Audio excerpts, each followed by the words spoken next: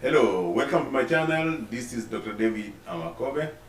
I bring you videos on our organization structure, organization behavior, entrepreneurship, human capital development, and acquisition. Today we're going to talk about something that is dear to leadership. You know that we deal with the impact individuals, groups, structures, and processes have on behavior within organizations, and some of those processes are affected by culture, by values in society. So today our topic of discussion will be doing right things as opposed to doing things right.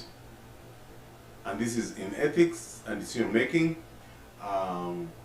When people make choices and do trade-offs, they need to be able to do the right things, not to do them right. So, you know that you can do the wrong thing well. So, in leadership, you need to do the right things. That's why I take this presentation very seriously, because it will help out in making sure that we get leaders doing the right things.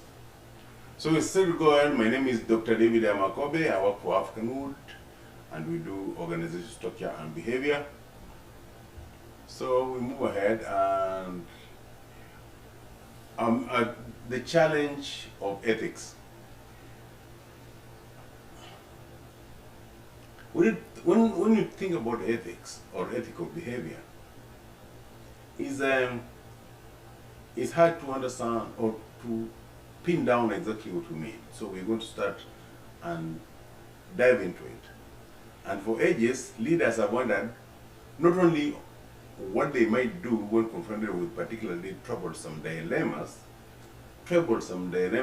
are ethical questions, but also they struggle to do what they believe and hope is right, the right thing to do. And this video is going to help in making sure that when those troublesome dilemmas confront our leaders, that they make the right choices, they make the right trade-offs. Because human beings have a limited time on earth, and they will not be able to do all the things they want to do. So they have to do trade-offs. And when they make those trade-offs, sometimes they're hard choices, and to be able to make a hard choice, you must have a template to walk you through. So, starting from first principles, ethics is the branch of philosophy that deals with values relating to human conduct. Okay? Specifically, that human conduct that deals with the rightness or wrongness of certain actions and the goodness or badness of motives and outcomes of such actions. First, there is the rightness and wrongness of certain actions, and then the goodness or badness of motives and outcomes. So you do something, you have a motive why you did it, and then there's an outcome of it. The outcome may be good or bad, the motive may be good or bad, and the action may be right or wrong. So the ethics that deals with those values relating to human conduct, and human conduct will be in the actions. And so an action may be bad or good. or the motive for doing that action may be good or bad. An outcome may be good or bad. And here we define ethics as a personal situation-dependent application of moral standards, which stems from the traditions, values, beliefs that are grown in society concerning what's right and what's wrong. That's familiar. So there are 5 lenses through which ethical issues or troublesome situations can be looked into. The first lens is known as the utilitarian ethical theory or approach. In this perspective, the ethical course of action creates the most significant balance of good. Remember that. In a utilitarian ethical theory, the action that creates the most significant balance of good is the ethical one. And the second lens is the philosophy that says people have dignity based on their ability to choose. So choices, people are free to choose what they do with their lives freely. And the third one is based on Aristotle's philosophy, which says that equal shall be treated equally and unequal shall be treated unequally. This third lens defines the concept of favoritism and discrimination, which it uses as a metric to measure the ethical nature or otherwise of an action or inaction. So we said before that there could be an action, and then there could be a motive, and then there is an outcome. So according to this lens, the ethical nature or otherwise of an action or inaction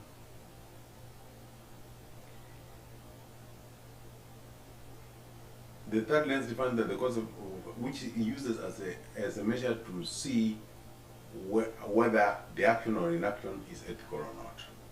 We shall come back to that when we're doing this deeper.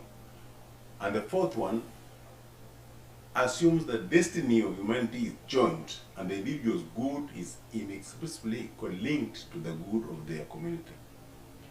And lastly, the fifth one assumes that certain fundamental ideals are discovered through study that provides for the full development of humanity that all humanity should strive. These are called the virtues. And in this particular video, we shall concentrate on the virtues, the fifth lens through which we look at ethical issues. So we'll come back to that finally, but we'll deal with the ethical approaches in detail so we can see what it actually involves. The utilitarian ethical theory considers the most significant balance of good over evil. This perspective accepts that every moral situation or dilemma presents both advantages and disadvantages, risks and promises. In this perspective, the ethical course of action creates the most significant balance of good. The challenge here is that what is suitable or good for one person or organization or culture may be evil for another. Further on, the theory holds that ethical action is the one that provides the greatest good for the most significant number of people. Utilitarians Jeremy and John Stewart held that we ought to maximize the good, that is, bring about the greatest amount of good for the greatest number of people. So in this particular approach, we're just looking for the greatest amount of good for the greatest number of people. Okay? The second lens, people have dignity based on their ability to choose. In this second lens, the moral issues may be viewed is based on the philosophy that people have a dignity based on their ability to choose, what they do with their lives. Secondly, people have a fundamental moral right to have their choices respected, provided their choices do not infringe on the rights and choices of others. That's the caveat. You can freely choose to live your life the way you choose, as long as it respects the right of others and does not infringe on their choices. This theory holds that every person has a right to be treated as a whole and provided with the truth, privacy, safety, and fidelity. In this rights theory, an action is ethical if it respects the moral rights of everybody. Equals shall be treated equally, unequals shall be treated unequally. In this third lens, which is based on Aristotle's philosophy, the concepts of favoritism and discrimination are used as a metric. The fairness and justice theory, which comes out of it, gives favoritism, states that favoritism gives advantages to a few select people without justifiable reason for singling them out. It posits that discrimination imposes disadvantages on people who are no different from those to whom they are not imposed for no justifiable reason. It concludes that both favoritism and discrimination, singly or jointly, are wrong, unfair, and unjust, and hence unethical. You can see there's an emphasis on wrong, unfair, and unjust. Fairness and justice are core issues in leadership stakeholder theory, we shall look at later. The leadership stakeholder theory, this theory posits that a stakeholder's inclination to cooperate or sanction a firm or society is a function of their perception of the fairness or unfairness of the treatment they receive from the firm or society. Practitioners and researchers have observed that fairness or justice may be distributive, procedural, or intersectional. Remember you will have an action, you will have a motive, and you will have the outcome. And there, ethical issues would arise. Now here we find in the distribution of fairness, or the procedure of the distribution, or the relationship between the authority figures and people, there also arises ethical issues. In the actions or lack of action, in the motive of the action, in the outcome. Also, in the distribution, in the procedure, and in the relationship. Ethical challenges can therefore arise in the actions or inactions of distribution of outcomes, in the distribution process, and in the interpersonal relations between authority figures. And this is a point to emphasize that ethical challenges can arise in the actions or inactions of distribution of outcomes, in the distribution process, in the interpersonal relationship between authority figures. Okay? So, ethical challenges will arise in the action or inaction, in the motive of the action or inaction, and the outcome. And then, in the outcome, the distribution of the outcome may bring ethical issues. In the distribution process of the outcome will bring ethical issues. Also, lastly, in the interpersonal relation between authority figures, that's the place to look for ethical issues. The destiny of humanity is joined. This is called a common good theory. It's based on the assumption that the destiny of humanity is joined and individuals' good is inextricably linked to the good of their community. The common good theory assumes that individuals are bound by pursuing common community goals and values.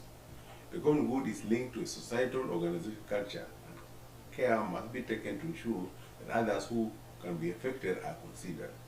This lens results in the duty ethics or contagion ethics, where the emphasis is placed on adhering to ethical principles or duties and fulfilling the obligation to the fellow man. This lens determines actions or inaction by reason, not emotion. An action or inaction is ethical if it conforms to societal values, assumptions, beliefs, or expectations. The moral value of an action or inaction is determined by motive or intent, not outcomes in this particular case.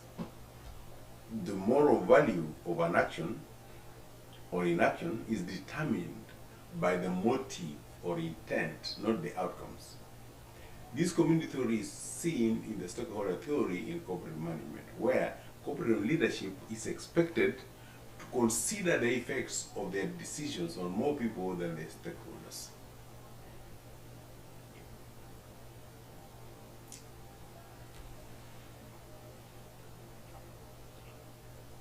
Fundamentally, human ideals are discovered through study. Okay? This is the last and fifth lens.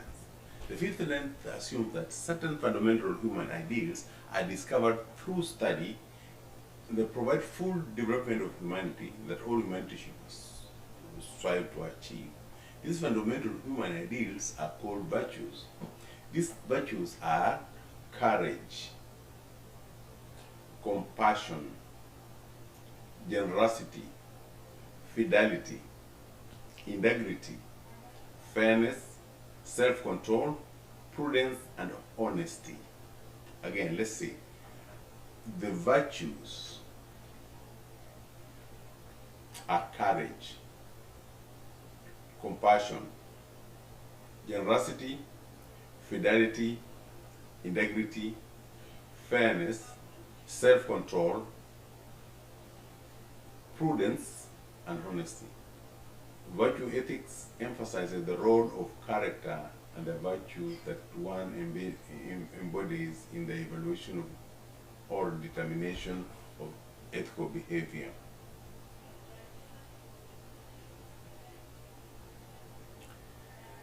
So, we have dealt with the background of ethics, and now we're coming to do the foundation of a good life. Because the assumption is that when we do the right things, we're aiming to create a good life for ourselves and our fellow men. And the concept of age assumes that there exist norms, principles, and values that are and will always provide the foundation of a good life.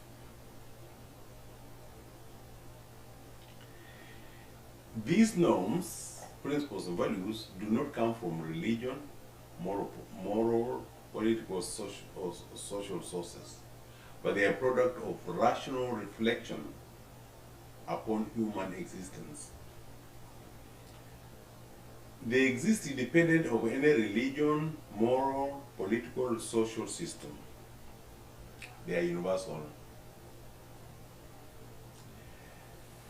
This is one of the things that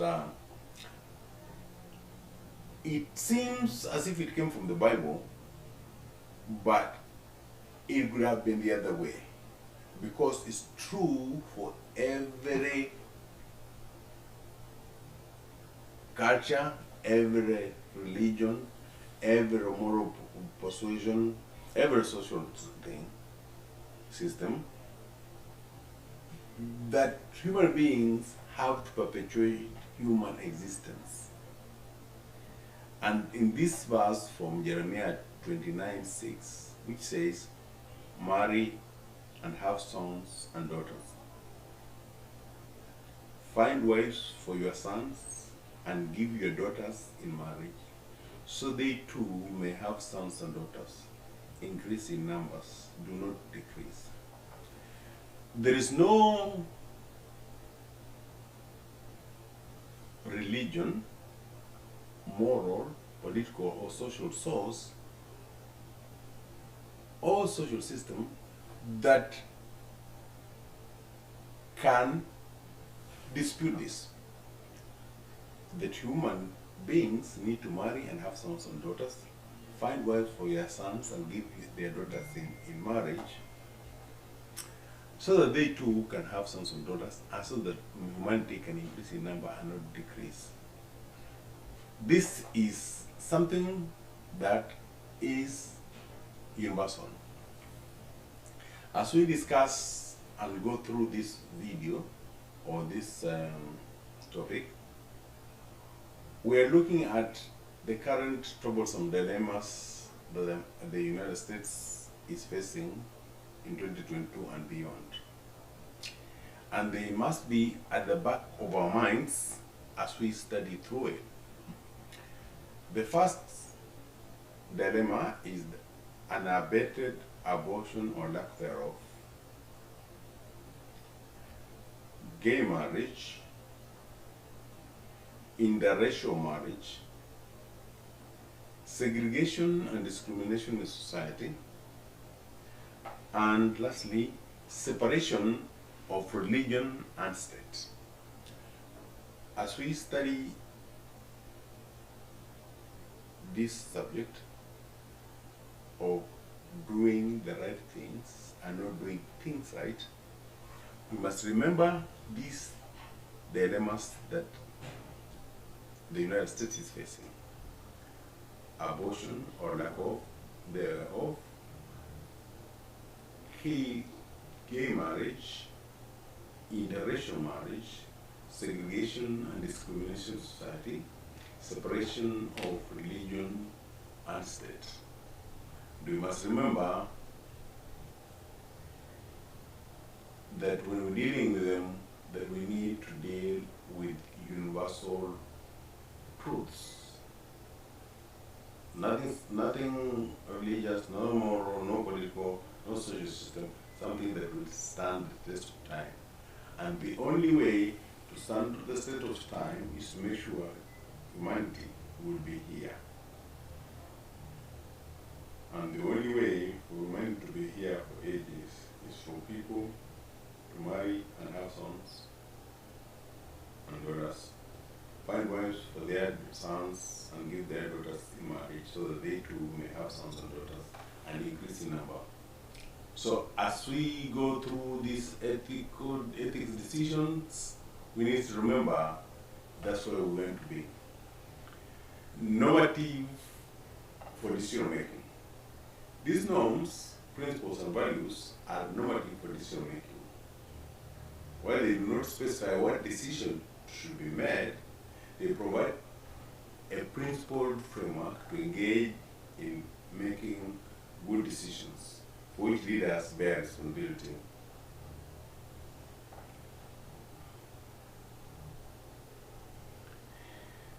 Okay, we'll take a break here and think about what we've covered, and then we'll come back and continue.